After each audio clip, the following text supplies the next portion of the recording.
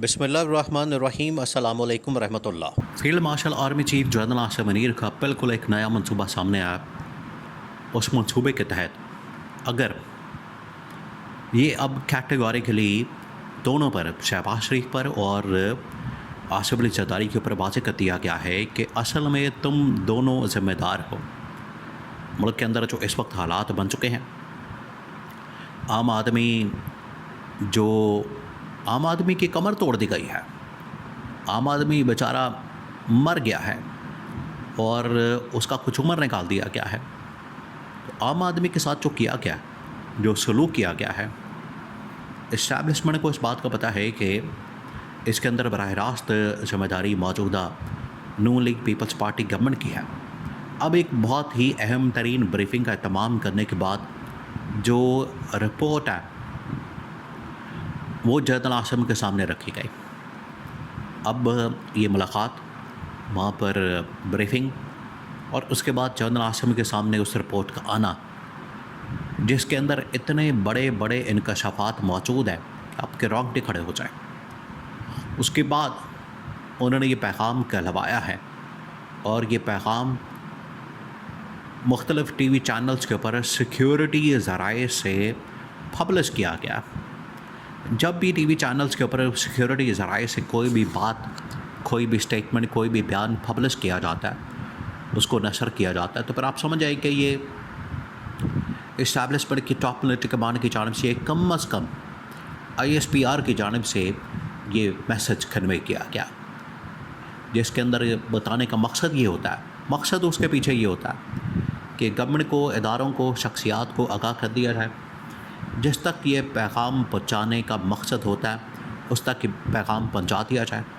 और अब बाकायदा सिक्योरिटी ज़राए से इस चीज़ को कन्वे किया गया, ये पैगाम दिया गया है कि नून लीग और पीपल्स पार्टी ख़ास तौर पर जो इस वक्त आसिफ अली जरदारी और शहबाज शरीफ है, दोनों रिस्पॉन्सिबल है, बराह रास्त ज़िम्मेदार हैं।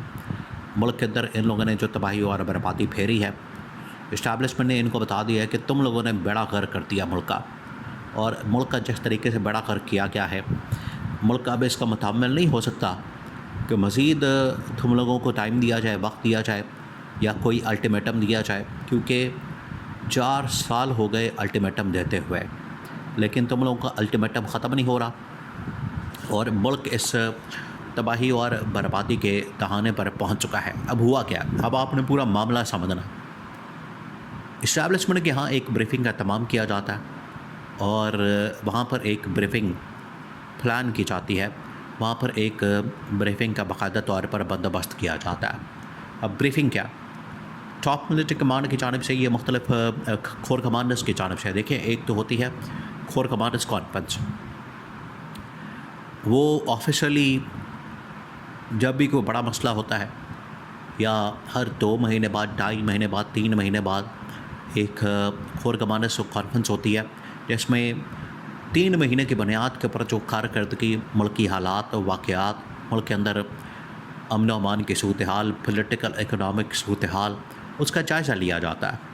तो वो कोर कमांडर्स की कॉन्फ्रेंस होती है। लेकिन इसके अलावा एक बड़ी ही, जिस तरीके से गवर्नमेंट के अंदर एक किचन कैबिनेट होती है, एक कैबिनेट होती है, एक किचन कैबिनेट होती है, जो 2-4 लोगों के पर मुश्तमिल होती है और वज़ीर-ए-आज़म उसको लीड करता है, हैंडल करता है, और उसमें वज़ीर-ए-आज़म को ब्रीफिंग दी जाती है। बिल्कुल उसी तरीके से यहाँ पर भी एक टॉप मिलिट्री कमांड की एक छोटी सी काबीना होती है, एक छोटी सी उनके पास कमांड होती है। वो फिर हर महीने, हर हफ़्ते, हर 2 हफ़्ते बाद जो भी मामलात होते हैं उसके ऊपर जनरल आसिम को, फील्ड मार्शल को या आर्मी चीफ़ को ब्रीफिंग देते हैं। ये काफ़ी अरसे से सिलसिला चलता आ रहा है। अब इस बार जो ब्रीफिंग दी गई है वो बड़ी हैरानकुन है। उसने रोंगटे खड़े कर दिए इस्टेब्लिशमेंट के भी, और वहाँ से फिर ये पैगाम मौजूदा नून लीग और पीपल्स पार्टी को दिया गया है। सबसे पहले उसके अंदर जो ब्रीफिंग दी गई है, सबसे पहले वहाँ पर जो ब्रीफिंग का इत्माम किया गया, उसके अंदर बताया गया कि मौजूदा हुकूमत की कारकर्दगी सबके सामने है और बार बार कहने के बावजूद हालात ये हैं कि ये अपनी कारकर्दगी नहीं दिखा पा रहे, अपनी कारकर्दगी को बेहतर नहीं बना पा रहे, और हालात ये बन गए हैं अब अगर इनकी जानिब से कारकर्दगी नहीं दिखाई जाती तो फिर हमें इन्हें घर भेजना पड़ेगा। कारकर्दगी क्या? अब उस रिपोर्ट के अंदर ना सिर्फ पाकिस्तान के अंदर जो इदारे मौजूद है बल्कि इंटरनेशनल लेवल के ऊपर जो इदारे मौजूद है उनकी कारकर्दगी इनके सामने रखी गई, उसका पोल खोला गया और बताया गया कि ये है इनकी परफॉर्मेंस। और इसके अंदर जो इंडिकेटर्स बताए गए हैं, इसके अंदर जो इंडिकेटर्स बयान किए गए हैं, उसमें तमाम के तमाम इंडिकेटर्स नेगेटिव के अंदर मौजूद हैं। तमाम के तमाम। महंगाई आसमानों पर है, बेरोज़गारी आसमानों पर है, मुल्क के अंदर कर्जा उसके भरमार है। कर्जा जो 40,000 अरब रुपए था वो अब 95,000 से 1 लाख अरब तक पहुंच चुका है। यानी तमाम के तमाम जो इकोनॉमिक इंडिकेटर्स। और देखिए, पाकिस्तान की जो मिलिट्री इस्टेब्लिशमेंट ने एक वक्त में शुरू में जद नासिम ने SIFC जब बनाई, SIFC तो इस बुनियाद के ऊपर, इस मकसद के तहत बनाई गई कि मुल्क के अंदर पॉलिटिकल स्टेबिलिटी होगी, इमरान खान को जेल में डाल दिया जाएगा और बाहर गवर्नमेंट जो है थोड़ी बहुत स्टेबिलिटी ला के, कारकर्दगी दिखा के इंटरनेशनल लेवल के ऊपर हम इन्वेस्टमेंट पाकिस्तान के अंदर ले आएंगे। लेकिन ऐसा ना हो सका। अब वो जो SIFC है वो तो उल्टा गले पड़ गई। और नून लीग से जब भी कारकर्दगी का पूछा जाता है, ये बड़ी बारीक वारदात डालते हैं। अब आपने इसको समझना है। नून लीग की जानिब से जब इकनॉमिक कारकर्दगी के मुतालिक पूछा जाता है तो वो बारीक वारदात क्या होती है? वो कहते हैं कि इकनॉमिक डिपार्टमेंट हमारे पास है ही नहीं, इसकी ज़िम्मेदारी तो मौजूदा इस्टेब्लिशमेंट के ऊपर है। उन्होंने अपना बंदा इंस्टॉल किया, उन्होंने प्लांट किया। Muhammad Aurangzeb finance minister, international level के ऊपर जितने भी इंगेजमेंट वो करता है, फाइनेंशियल मामलात वो देखता है। SIFC इन लोगों ने बनाती, तो आप उनसे पूछें, हमारा इससे क्या लेना देना? तो अपनी तमाम की तमाम ज़िम्मेदारी मौजूदा गवर्नमेंट इस्टेब्लिशमेंट के ऊपर डाल देती है कि हमारा तो इससे कोई लेना देना नहीं, हमारा तो इससे कोई ताल्लुक़ वास्ता नहीं। यहाँ से आप समझ सकते हैं कि किस कदर ये बारीक वारदात डालते हैं।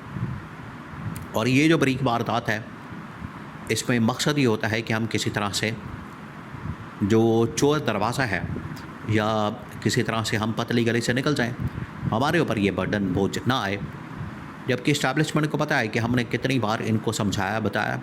आप अपनी टीम लाना चाहते हैं, लेकिन पाकिस्तान के अंदर बदकिस्मती की बात है, मोहम्मद औरंगज़ेब को हमेशा जब भी इकनॉमिक फाइनेंस मिनिस्टर किसी को लाना पड़ता है इकनॉमिक स्टेबिलिटी के लिए, इकॉनमी को देखने के लिए, बाहर से बंदा लागे क्या।